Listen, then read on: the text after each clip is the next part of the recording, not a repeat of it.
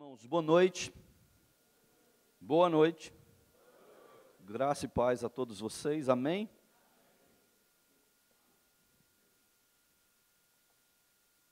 Eu quero convidar vocês. Eu quero hoje à noite trabalhar especialmente a carta de Paulo a Timóteo, que é de onde saiu, na verdade, esse tema, né? Fé sincera, coração puro e boa consciência. Quando Pedro me fez esse convite para estar aqui, ele me falou sobre esse tema e algumas vezes, pelo menos mais umas duas vezes, eu conversei com ele tentando entender qual era a direção, qual era o rumo sobre esse tema e qual era o foco dessa palavra. E eu me lembro que numa dessas conversas, o Pedro me disse que aquilo que era o desejo da Comoceb era falar da relação da vida cristã com os aspectos naturais. Me lembro que gravei bem essa fala do Pedro num dado momento. E depois, pensando nesse tema, eu percebi que a própria carta de Paulo a Timóteo trata muito desse tema. Para vocês terem uma ideia, a palavra fé, ela aparece na primeira carta 14 vezes, a palavra fé. A palavra boa consciência ou uma correlação aparece 6 vezes. E repetidas vezes também Paulo vai falar sobre coração puro ou sobre a palavra pureza. Então essas 3 expressões, elas estão permeadas em todo o livro. E por essa razão, eu vou usar a estrutura do livro para compartilhar hoje à noite com vocês. Como a princípio são poucos versículos, são apenas 4 versículos, eu quero que vocês olhem para os telões, para você acompanhar essa leitura, por favor. O texto diz assim: ora, o intuito da presente admoestação visa ao amor que procede de coração puro, e de consciência boa, e de fé sem hipocrisia. Versículo 19, mantendo fé e boa consciência, porquanto alguns, tendo rejeitado a consciência, vieram a naufragar na fé. E Paulo, em seguida, no versículo 20, ele cita 2 homens, dentre eles, Himeneu e Alexandre. Diz o texto que eles naufragaram na fé. E Paulo, gente, olha, de uma maneira muito dura, ele diz que por conta desses homens perderem a fé e a boa consciência, Paulo diz, eu os entreguei para Satanás. Lá no versículo 20, se você quiser olhar na sua Bíblia, ele não está aqui na projeção, mas o texto diz, e dentre esses se contam Himeneu e Alexandre, os quais entreguei a Satanás, para serem castigados, a fim de não mais blasfemarem. E é impressionante a dureza como Paulo trata essa questão, ao relatar dizendo que esses 2 indivíduos na igreja em Éfeso, por terem perdido a fé, a boa consciência, a pureza do coração, Paulo os entrega para Satanás. Eu não quero entrar nesse mérito, depois se você quiser, converse com o pastor Tiago, ele vai te explicar sobre isso. Como é que se entrega para Satanás? Eu não sei. Se tiver algum especialista aí, depois você discute com ele. Olha agora o versículo de número 11, do capítulo 6. Tu, porém, ó homem de Deus, foge dessas coisas. Antes, segue a justiça, a piedade, a fé, o amor, a constância, a mansidão. Depois o versículo 12.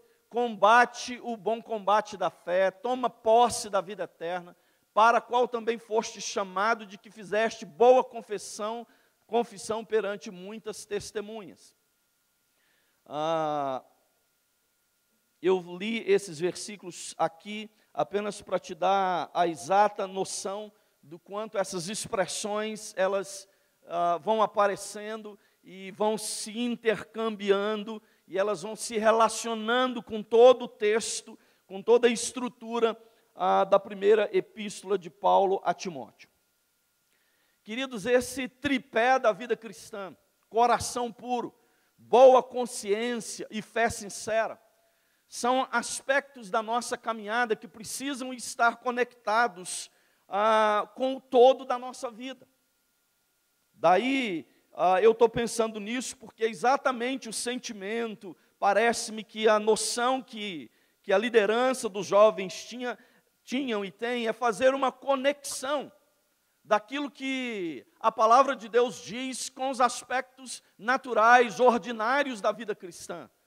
Então, quando se está falando de coração puro, de fé sincera, de boa consciência, esses são aspectos da nossa vida, da nossa espiritualidade, e eles precisam estar conectados com o todo da nossa vida. Não é apenas um tipo de fé como assentimento ou como convicção, não é apenas uma coisa confessional, não são apenas jargões evangélicos sobre pureza de coração ou santidade, ou o fato da gente ter uma consciência clara, límpida, um bom entendimento, mas de entender que esses aspectos eles se conectam com a vida. Eles têm que se relacionar e isso tem que ter essa interação. De tal forma que um coração puro, uma boa consciência e uma fé sincera não são elementos passivos da vida cristã. Ao contrário, eles se manifestam de modo proativo dentro da realidade em que se vive. Por isso, ontem eu falava insistentemente que fé não é uma experiência de inatividade, ela não é meramente confessional, ela não é uma coisa que me faz apenas ir para a igreja assistir culto dia de domingo à noite. Essa fé, enquanto entendimento, o meu coração purificado e santificado pela graça de Deus e pelo Espírito do Senhor, a minha mente, que agora adquiriu um novo entendimento, não são aspectos que me mantêm atados, inertes, passivos. Em que vida cristã significa apenas isso, ao contrário, esses aspectos da vida cristã precisam se manifestar de modo proativo dentro da realidade que eu vivo. Se tenho fé sincera, se tenho um coração purificado pelo sangue de Jesus, e se a minha mente, minha consciência agora tem um novo entendimento em Cristo Jesus, esses aspectos da vida cristã, da minha caminhada, da minha espiritualidade, eles precisam me conectar, eles precisam se manifestar de modo proativo na minha vida. E que necessariamente, diga-se de passagem, não é apenas algo litúrgico. Queridos, nós estamos numa onda do evangelho da igreja brasileira muito litúrgica, algo muito templista. Às vezes a impressão que me causa é como se houvesse um entendimento de que a igreja existe para fazer culto. Nós cultuamos ao Senhor, mas nós não temos isso na Bíblia, inclusive, como uma ordem de Deus. Nós entendemos que o culto é um momento comunitário da igreja importante, onde louvamos, onde adoramos, mas Jesus não deixou um culto prescrito, Ele não deixou um modelo de culto, um modelo de liturgia, Ele não deixou.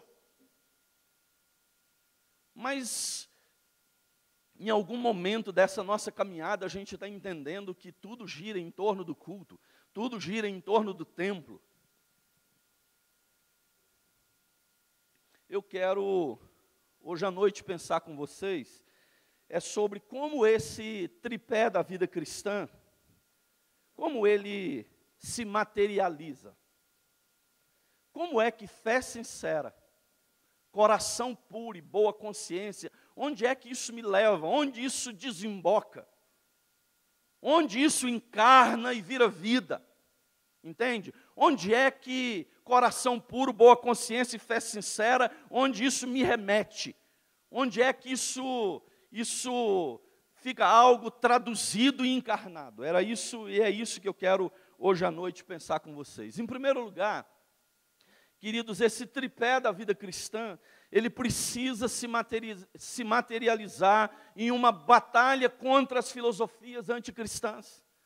Olha 1 Timóteo 1,3, quando Paulo dizia: quando eu estava de viagem, rumo da Macedônia, te roguei permanecesse ainda em Éfeso, para admoestardes a certas pessoas, a fim de que não ensinem outra doutrina. Paulo vai falar aqui na carta dele de filosofias vãs, de filosofia de velha caduca, e ele fala de gente envolvida com coisa desse tipo. Verso 4, nem se ocupem com fábulas e genealogias sem fim, que antes promovem discussões do que o serviço de Deus na fé. Você veja que Paulo está orientando, diz: Timóteo, eu pedi para você ficar em Éfeso, porque eu queria que você ensinasse, que você exortasse pessoas a não se envolverem com coisas estranhas, vazias e sem sentido. Paulo queria, na verdade, Timóteo muito combativo. Este é o dever de que te encarrego, ó filho Timóteo, segundo as profecias de que antecipadamente foste objeto, combate firmado nelas o bom combate.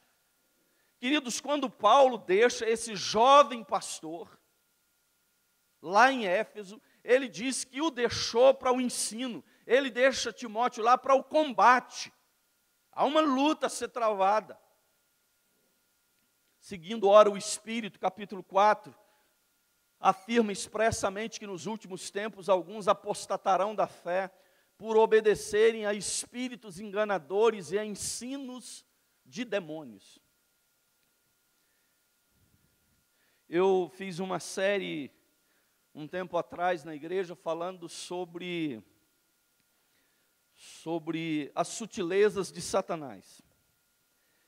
E é impressionante esse texto, porque ele tem um apontamento escatológico, porque Paulo diz que nos últimos tempos, muita gente ia abandonar a fé, rejeitar a fé.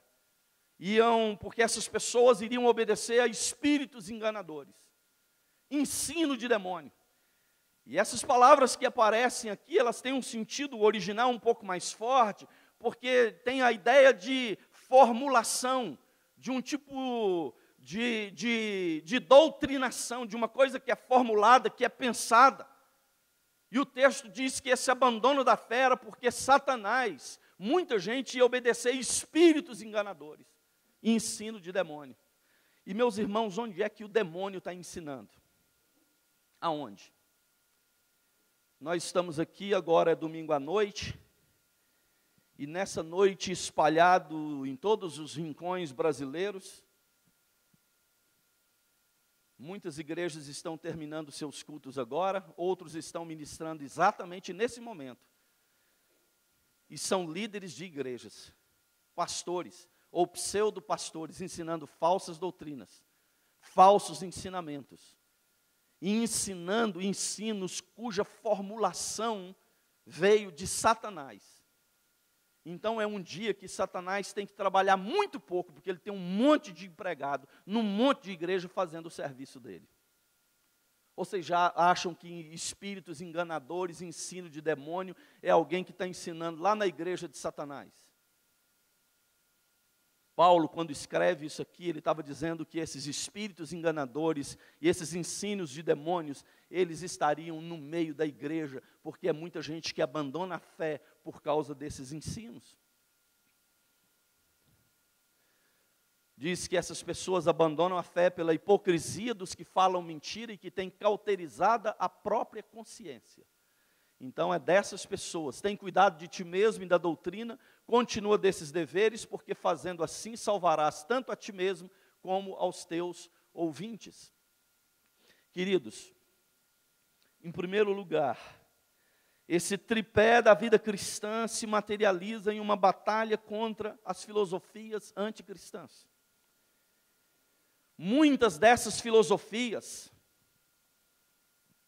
construídas pelo próprio diabo, ao longo de séculos, outras de décadas, outras de milênios, elas estão sendo hoje livremente ensinadas no nosso meio, e elas vêm diluídas no meio da nossa doutrina. Essas filosofias anticristãs estão diluídas na nossa teologia. E muitas dessas doutrinas anticristãs, dessas filosofias, se tornam palatáveis porque elas têm doses menores. E dentre essas filosofias eu queria destacar algumas para vocês. A primeira delas é o humanismo. Uma filosofia que diz que o homem é o centro. E hoje nós temos na teologia brasileira, em boa parte do segmento evangélico brasileiro, onde a teologia ela é enormemente humanista, onde o homem é o centro, não é Cristo. E eu preciso informar vocês que o evangelho é cristocêntrico. O evangelho não é antropocêntrico, não é homocêntrico. Ele não é o homem no centro, o evangelho é Cristo no centro. Mas muito da proposta do evangelho hoje aponta para o homem. Vem até Jesus e ele vai fazer isso, ele vai te dar aquilo, mais aquilo. O convite que nós fazemos para o pecador não tem a ver com a beleza de Cristo. O leão da tribo de Judá, a raiz de Davi, a brilhante estrela da manhã, aquele que vive, que esteve morto e que reina pelos séculos dos séculos. Não é sobre Jesus, o evangelho hoje é sobre o homem. E esse evangelho é humanista.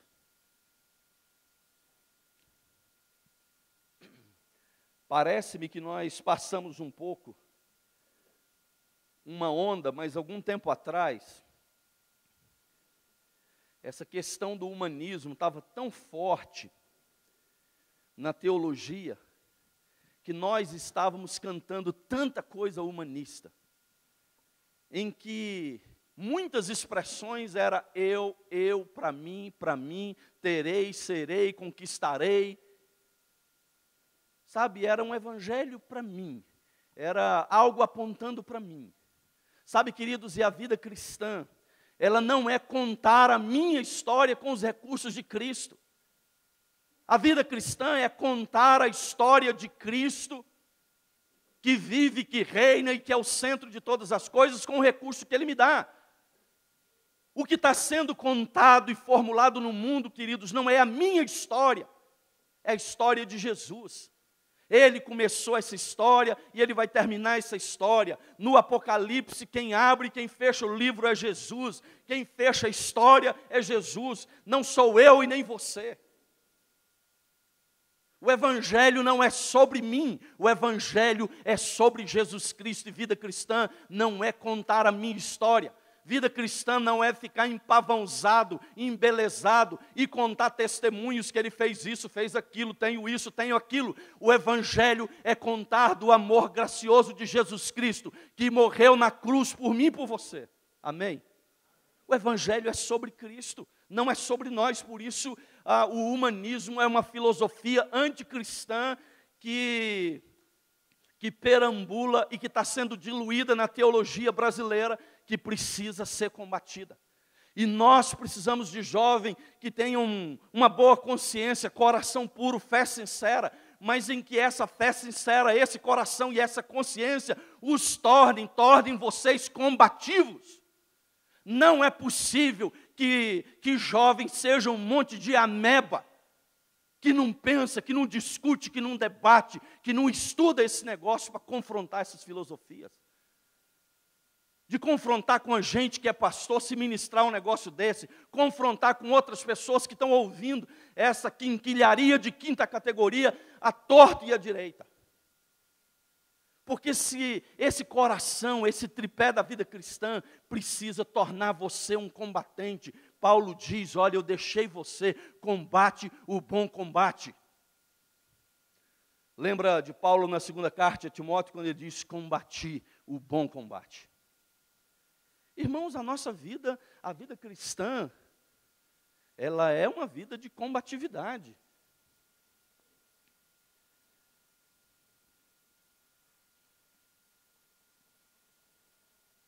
Uma outra filosofia anticristã é o hedonismo, é a filosofia do prazer. De maneira que tudo que a gente quer fazer hoje em termos de igreja, se aquilo é prazeroso, se aquilo é gostoso, se aquilo é light, é soft, se aquilo não tira seu tempo, se aquilo não é sacrificial, se aquilo não é abnegador, então eu estou dentro. Mas se comprometer meu tempo, se exigir meu dinheiro, se isso me tira esse prazer, se é algo sacrificial, estou fora. Hedonismo é filosofia do prazer.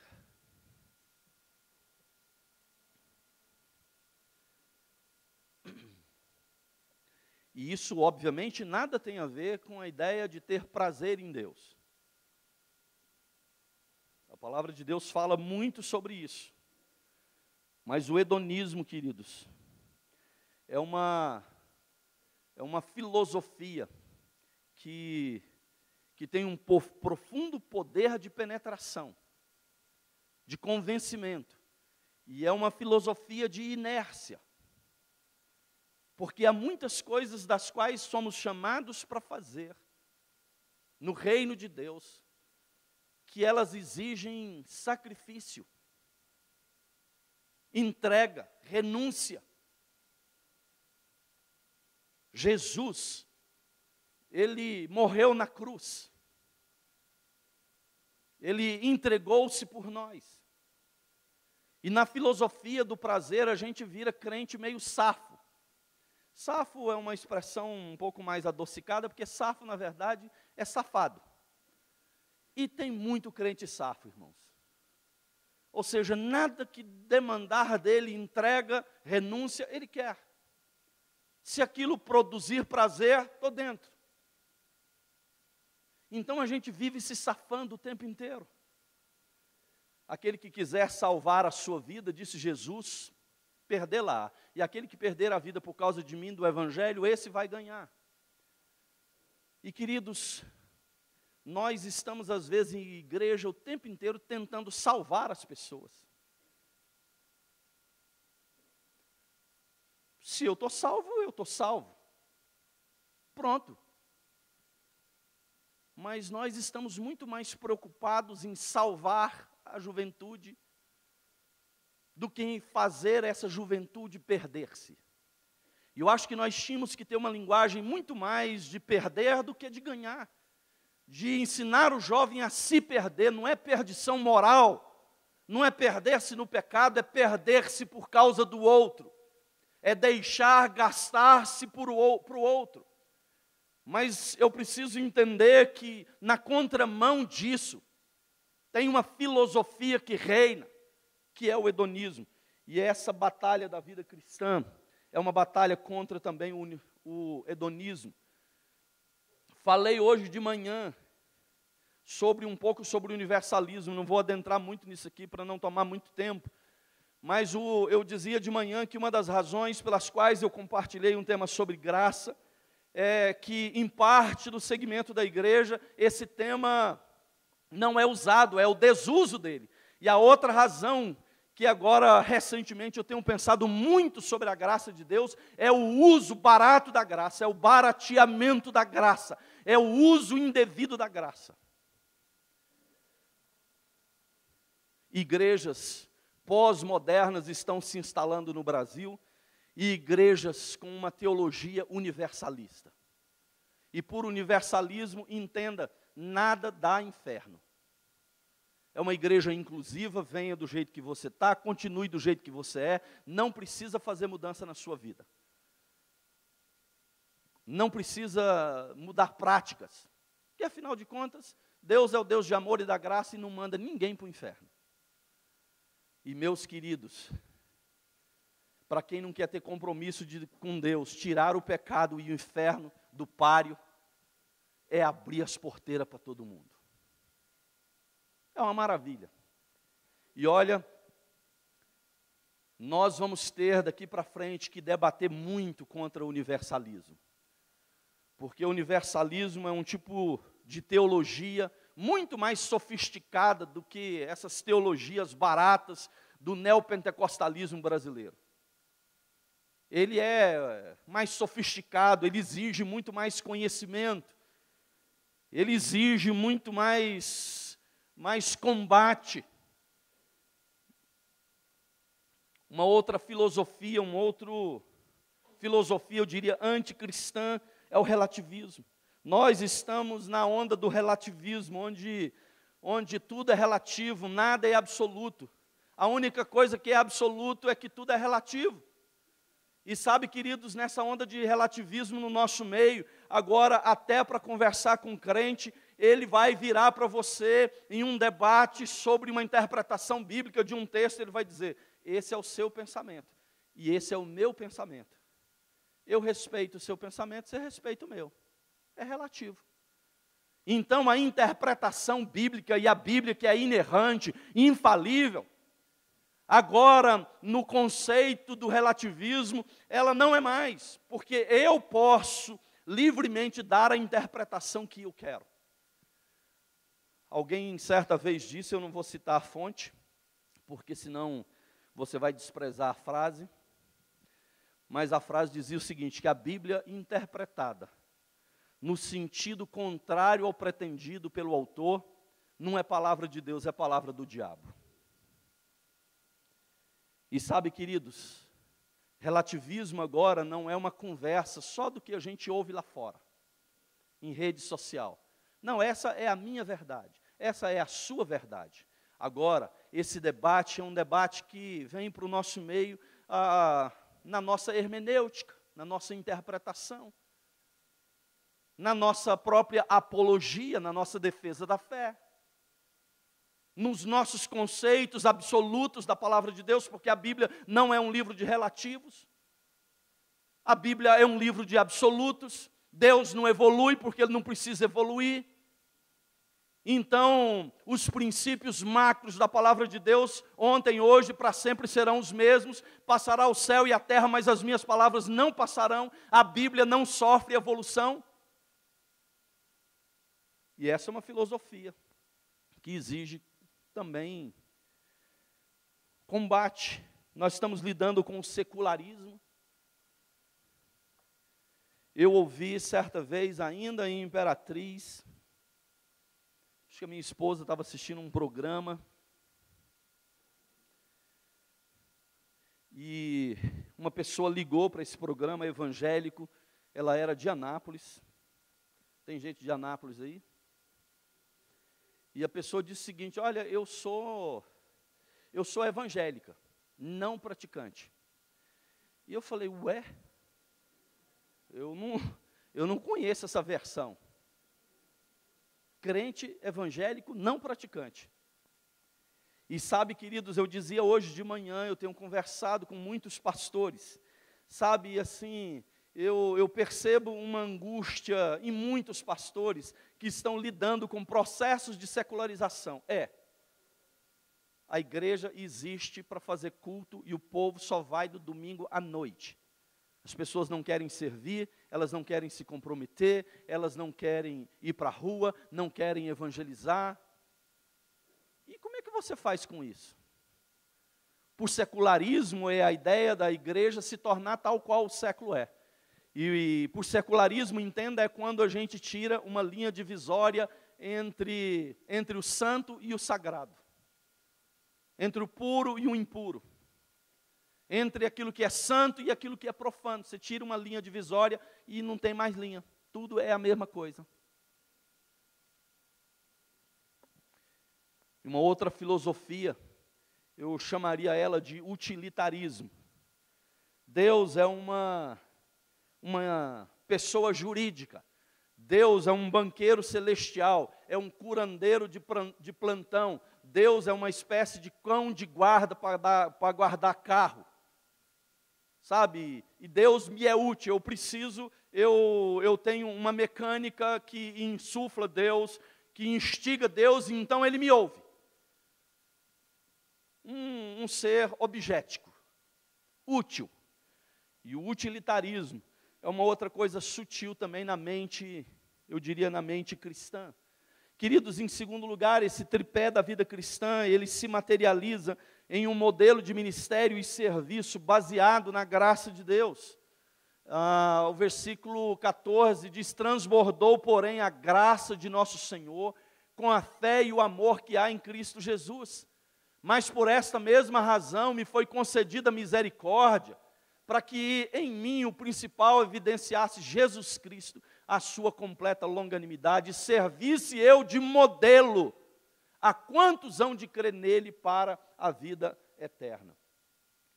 Queridos, fé, coração puro, boa consciência e fé sincera, precisa se encontrar, encarnar, se materializar em um modelo de ministério e serviço baseado na graça de Deus. Paulo, ele vai dizer lá no versículo 14 desse texto que transbordou, porém, a graça do Senhor sobre a minha vida. E Paulo diz que essa graça transbordou sobre ele, para que ele servisse, depois ele diz mais à frente, de modelo para as pessoas, de um modelo de serviço e ministério.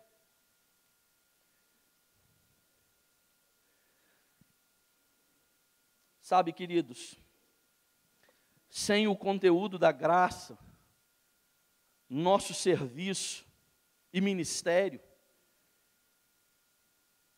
sem ser permeado pela graça de Deus, sem entender o conceito da graça e viver essa graça em toda a sua extensão e compreensão, na sua dimensão, meu ministério, meu serviço, ele vai ficar personalista. Porque aí aquilo que eu trabalhar, aquilo que eu fizer, eu vou entender porque eu sou bom. Ministério sem a graça de Deus, serviço sem a graça, ele alguma hora pode ficar um serviço meio totalitário. Ele pode ficar legalista, inclusive, porque a graça, ela apazigua a alma, a graça, ela adoça a nossa vida, e sem esse sabor extraordinário da graça de Deus na nossa vida, a gente enfrenta às vezes ministério e trabalha de maneira legalista. Então, onde é que esse tripé da vida cristã se materializa? Ele se materializa no meu serviço, no meu ministério, no seu ministério. Porque essa fé sincera, essa boa consciência, esse coração puro, ele precisa ser permeado pela graça de Deus. Os resultados, queridos, do meu serviço, do ministério, do exercício de tudo que eu faço, não são méritos, porque eu não posso em algum momento dizer, olha, eu tenho um coração puro, minha mente é boa, minha fé é sincera, é por isso que o meu trabalho tem resultado, é por isso que tem prosperado, é por causa de mim. E aí esse ministério, ele fica muito personalista. E nesse sentido a virtude se corrompe. Porque, queridos, nós estamos no ministério, quando a gente realiza a obra de Deus, aquilo prospera, aquilo dá certo, aquilo se torna algo abençoador, não é por causa da virtude, é por causa da graça de Deus. Deus usa a virtude como instrumento dele. Eu preciso ter um coração puro, uma boa consciência, uma fé sincera, mas eu não posso corromper a virtude. A corrupção da virtude será quando você entender que todos os resultados do seu ministério e das suas ações é fruto de ter um coração puro, uma boa consciência e uma fé sincera. E que tudo que se produz disso é resultado seu.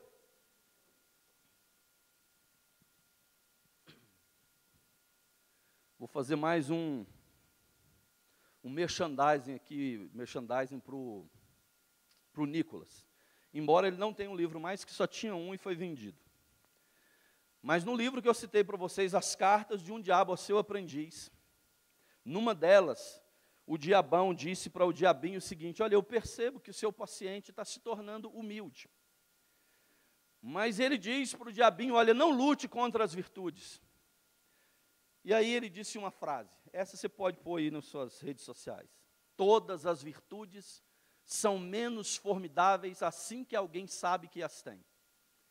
Então ele diz, não lute contra a virtude, não tente lutar contra a humildade dele, isso está nele, ele não vai deixar de ser, mas corrompa a virtude. Então, torne ele consciente de que ele é humilde, porque aí ele vai ficar orgulhoso. E ele vai poder dizer, eu me orgulho da minha humildade. Como eu sou humilde. Mas se em algum momento ele descobrir que está orgulhoso da vaidade, ajude ele a vencer o orgulho. Porque aí ele fica vaidoso. E ele vai pensar o seguinte, olha, eu estava orgulhoso da minha humildade, mas eu queria contar para vocês, pela glória de Jesus, que eu venci a minha humildade. Aí ele fica envaidecido porque venceu o orgulho da humildade. E a tese do diabão era, sempre corrompa a virtude.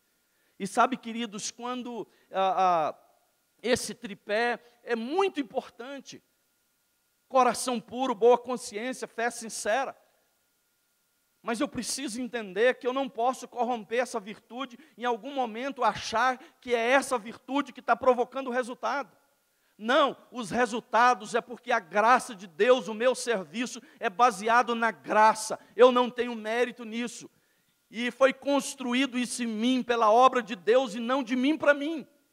O que é nascido da carne é carne, o que é nascido do Espírito é Espírito. Nada que começa no homem termina em Deus, eu dizia hoje de manhã. Nós não temos como produzir por nós mesmos santidade, nem pureza, nem fé. Todas as construções, todas as virtudes produzidas em nós foram produzidas por obra do Espírito Santo. Em terceiro lugar, esse tripé da vida cristã, queridos, ele se materializa nos aspectos ordinários da vida cristã. Antes de tudo, Paulo dizia, pois exorto que se use a prática de súplicas, orações, intercessões, ações de graça em favor de todos os homens, em favor dos reis e de todos os que se acham investidos de autoridade, para que vivamos vida tranquila e mansa, com toda piedade e respeito. Isso é bom e aceitável diante de Deus, nosso Salvador.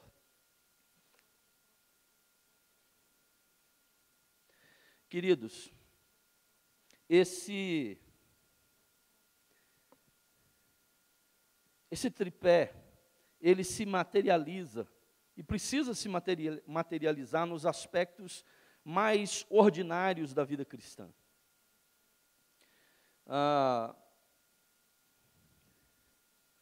E quando eu digo ordinário, se você olha para toda a estrutura do livro de Paulo, por exemplo, aqui ele está falando de orar pelas pessoas, orar por todos os homens.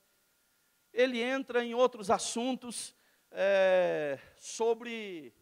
ele vai falar até sobre moda no livro, sobre a maneira de uma mulher se comportar. Ele vai falar no livro, por exemplo, sobre como Timóteo devia tratar os idosos, como ele devia tratar jovens como ele. Ele vai dizer para Timóteo como um rico precisava lidar com a riqueza. Sabe, e é interessante que se você olhar todos os 6 capítulos, Paulo, em cada capítulo desse, em cada assunto, ele está tratando, queridos, de temas muito ordinários. E vida cristã, queridos, é a vivência das coisas básicas, do ordinário. É ruim quando gente não está conseguindo viver nem o ordinário, nem o natural, e quer viver sobrenatural. Às vezes o indivíduo tem dificuldade de pagar conta, às vezes é caloteiro. Como namorado, você trai a sua namorada. Você é um pai ruim, uma esposa pessimista. Você, como crente, nega a sua fé. Mas aí chega na igreja e você quer levitar. Quer ver anjo. Caramba, vive primeiro só o natural, só o básico, só o ordinário, está bom demais. Se você viver, está tudo ok. Ore pelos líderes que você tem. Trate bem as pessoas, cuide bem da sua família, porque Paulo ele vai dizer, é tão ordinário isso aqui, é tão natural, querido, dizer o seguinte, que aqueles que não cuidam dos seus, é pior do que descrente, e tem negado a fé. Se você que está aqui, que é jovem, adolescente, não cuida bem da sua mãe, do seu pai, Paulo diz, olha, você está negando a fé, você é pior do que um descrente. Que coisa mais ordinária, todo mundo aqui tem pai, todo mundo aqui tem mãe. E como é que você trata eles?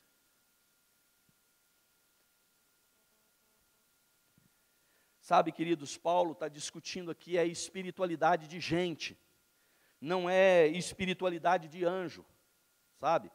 Às vezes a gente está querendo propor vida cristã, espiritualidade, mas é uma espiritualidade angelical. Jesus, queridos, ele se fez homem.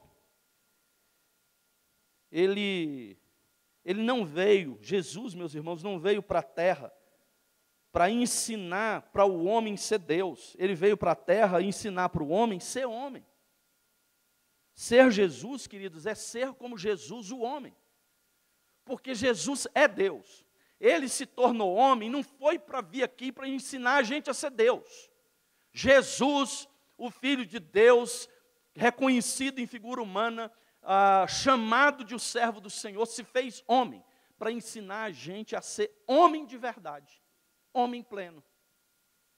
Não para a gente ensinar a ser Deus, que a gente como Deus nunca vai ser. Então, quando a Bíblia diz que nós precisamos parecer com Jesus, é Jesus o homem, porque Jesus o homem, ele é íntegro, ele tem uma boa consciência, uma fé sincera, o coração dele é puro. Eu preciso aprender a ser como Jesus, mas como Jesus homem, porque Jesus o Deus é impossível. Então, a espiritualidade, ela é essa espiritualidade, queridos, ordinária da vida cristã. São os aspectos naturais da vida. Então, coração puro, boa consciência e fé sincera se materializa nesses aspectos ordinários. Em último lugar, para a gente encerrar hoje à noite,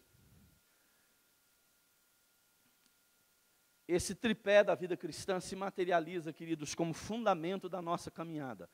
No versículo 12 do capítulo 4, Paulo diz: ninguém despreze a tua mocidade, pelo contrário, torna-te padrão dos fiéis na palavra, no procedimento, no amor, na fé, na pureza, até a minha chegada. Aplica-te à leitura, à exortação, ao ensino. Queridos, esse tripé da minha caminhada, da vida cristã, ele precisa se encontrar, se materializar, se encarnar como um fundamento da minha caminhada. E isso é o que eu poderia chamar, queridos, de integralidade do Evangelho. Porque, se você observar, ele está falando de fortalecer convicção, de manter limpo o coração e de ética nas minhas ações. Porque quando ele está falando de fé sincera, ele está falando de fortalecimento de convicção, de entendimento. Disse ontem para vocês, fé não é um modo de sentir, de desejar, de querer. Fé é uma forma de pensar, de entendimento. Então, quando Paulo está falando desse tripé,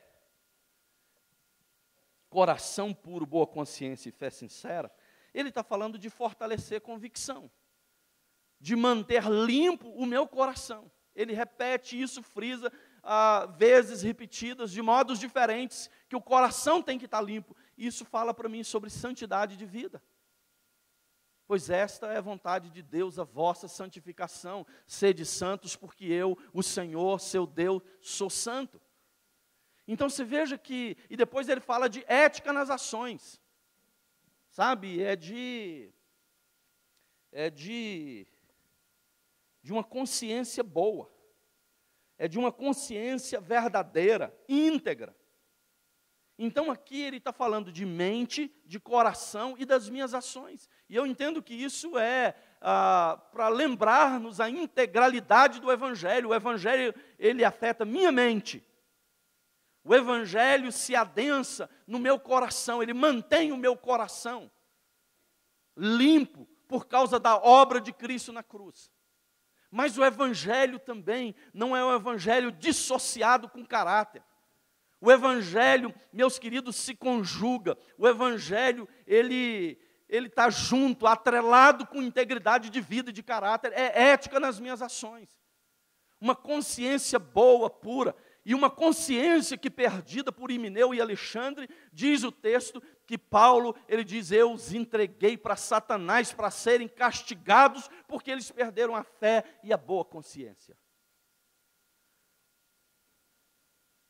Queridos, nada tem de pior para o Evangelho do que crente, do que servos, de gente que diz servo de Deus, e não são pessoas éticas, verdadeiras, que não prezam por conduta moral. Entende? Crente descomprometido com virtude, descomprometido com os valores da palavra de Deus. E na verdade, coração puro, boa consciência e fé sincera é um fundamento da minha caminhada. E, queridos, aqui é uma chave bíblica. Eu tenho entendido assim, biblicamente, queridos, que nós temos diversas chaves bíblicas, grandes chaves bíblicas. O amor é uma chave bíblica. Viver pela graça é uma chave bíblica. Carregar a cruz, a consciência da cruz é um chavão bíblico. Viver cheio do Espírito Santo é uma chave importante. E aqui, para mim, é uma outra chave para a nossa conduta de vida. Porque se eu entendo isso, eu caminho minha vida cristã, entendendo todo o tempo que eu preciso ter uma fé sincera. E essa fé sincera é diante de Deus e é diante das pessoas. Uma fé, dizia Paulo, sem fingimento, sem hipocrisia. Se eu caminho, queridos, mas com meu coração puro, isso legitima minha vida e meu ministério diante de Deus. Porque o que é legitimado diante de Deus não é as coisas vultuosas que eu faço. É porque eu faço. São as minhas motivações. Queridos, a única coisa que justifica, sabe, fazer obra social, caridade, pregar o evangelho, orar, dizimar, é porque eu faço o que eu faço. Qual é a minha motivação? Porque tem muita gente que faz as coisas certas com as motivações erradas. Eu podia citar aqui Ananias e Safira. Deram uma mega oferta na igreja. Mereciam ser consagrados a apóstolo e apostila, naquele dia. Mas foram mortos na presença do Senhor. E mortos por quê? Caramba, irmão, você dá uma mega oferta para uma igreja, vende uma fazenda, dá lá a metade e termina defunto. Sabe, aquilo é o que eu chamo de fazer a coisa certa com a motivação errada. E a única coisa que legitima o que nós fazemos diante de Deus são as minhas motivações. É por que eu faço o que eu faço. Qual é a minha motivação de estar aqui hoje? É glória? É fama? É elogio? É o quê? Por que eu faço caridade? Sabe, queridos, a única coisa que legitima isso é ter um coração puro. E coração puro só é enxergado por uma pessoa. Só o nosso Senhor Jesus Cristo. Então Paulo está falando de uma coisa tão profunda. Mas aí aquilo que é visível para os homens é ética nas minhas ações. Mãos limpas, vestes limpas. No Apocalipse, quando você enxerga aqueles que estão salvos, eles estão vestidos de vestiduras brancas. As vestiduras brancas, dizia o texto, que são os atos de justiça dos santos. Tem a ver com o que eu faço. Porque se na minha mente, minha convicção afeta o que eu falo, o meu pensar, aquilo que eu posso combater, se o meu coração legitima o que eu faço diante de Deus, mas a minha ética, ela tem a ver com o meu testemunho diante dos homens, porque as pessoas vão perceber todas as minhas ações. Se como crente eu pago minhas contas, se como crente eu honro a minha família, se como cristão eu obedeço às leis, se como cristão eu sou sincero, eu sou honesto. Isso é de testemunho. Isso é um tripé, esse tripé da vida cristã é um fundamento da minha caminhada. E se você entendesse tal qual Paulo entendeu aqui na carta dele, isso ia permear toda a nossa vida. E aí, meus queridos, é onde isso se encontra com a vida e se materializa. Então, fé, coração puro e boa consciência não são virtudes que a gente carrega indo para a igreja dia de domingo à noite. Isso se materializa, se entranha, se adensa, se encarna no meu viver, em toda a minha jornada.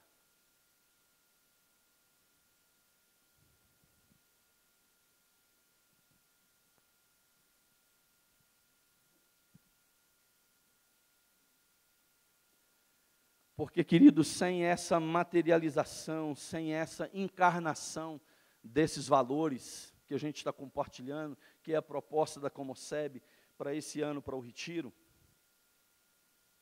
a gente vai ficar religioso, litúrgico, templista, confessionais, uma boa confissão, acredita em tudo direitinho, na Bíblia, na igreja, no Espírito Santo, mas isso vira o quê? Isso se materializa onde? Isso desemboca onde? Eu quero concluir essa minha palavra apenas dizendo, queridos, que esse tripé da vida cristã precisa se materializar na minha vida e na sua vida em uma batalha contra as filosofias anticristãs. E preparar para essa batalha é estudar, é ler, é buscar conhecimento, é não fugir do pau.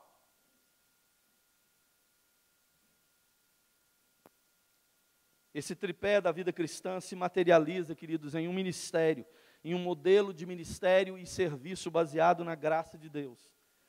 Esse tripé da vida cristã, queridos, ele se materializa nos aspectos mais ordinários da vida cristã. Fé sincera, coração puro e boa consciência, se encarna na minha vida.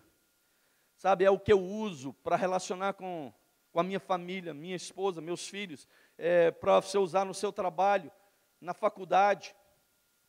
Isso encontra você lá. Lá você não está despossuído dessas virtudes. Você não está despossuído desse fundamento da sua caminhada. Lá você não abandona a sua fé, nem esquece do seu coração alcançado pelo sangue de Cristo.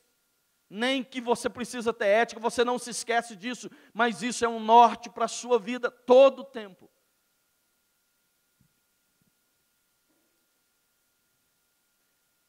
E isso precisa ter uma relação com a minha vida cristã. Por isso esse tripé da vida cristã se materializa, se constituindo como um fundamento para a minha vida aqui na terra. Sabe, é meu fundamento. Um trabalha meu intelecto, meu entendimento, fé sincera. Coração puro trabalha minha interioridade e legitima o que eu faço diante de Deus, se é verdadeiro ou não. Mas também legitima minhas ações, porque eu preciso ter ética, uma boa consciência, uma consciência verdadeira, íntegra, honesta. Assim, queridos, que Deus abençoe vocês. Que Deus possa trazer luz sobre o seu entendimento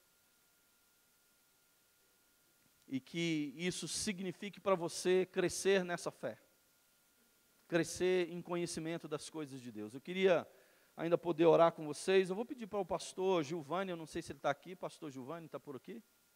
Tá, pastor? Eu não estou enxergando aqui. Pode vir aqui, eu queria que ele orasse. Pode ficar sentado como você está.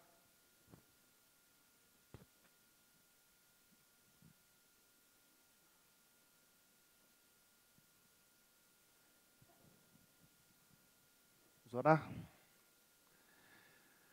Deus, eu quero agradecer ao Senhor por essa palavra. Quero agradecer ao Senhor porque o Senhor é um Deus que cuida de nós. Quero agradecer ao Senhor porque o Senhor está tratando o coração dos nossos jovens durante esse tempo de retiro. Sei que o Senhor ainda tem muita coisa a falar conosco, Deus. Pedimos no nome de Jesus que o Senhor venha ministrar a Tua vontade sobre as nossas vidas. Dá-nos coragem, Deus, para colocar em prática tudo o que estamos aprendendo aqui nesses dias. Deus, que nenhum desses jovens, Senhor, possa fugir da vontade do Senhor. Clamamos a Ti no nome de Jesus, que o Senhor possa levantar nesse lugar jovens homens e mulheres que vão fazer diferença na nossa nação e no nosso país. Pessoas com coragem, Deus, de dizer não para as coisas erradas. Pessoas que têm convicção daquilo que servem, daquilo que creem no dia a dia. Nós clamamos a Ti no nome de Jesus. Usa essa geração, Pai. Cada um deles plantados em várias universidades, em cursos diferentes. Pai, que eles possam ser boca de Deus nesses locais que o Senhor tem plantado esses jovens. Nós clamamos a Tua intervenção e que esse coração puro, Deus, possa florescer para a honra e glória de Jesus, em vidas transformadas para o louvor e a glória de Jesus. Nós oramos ao Senhor.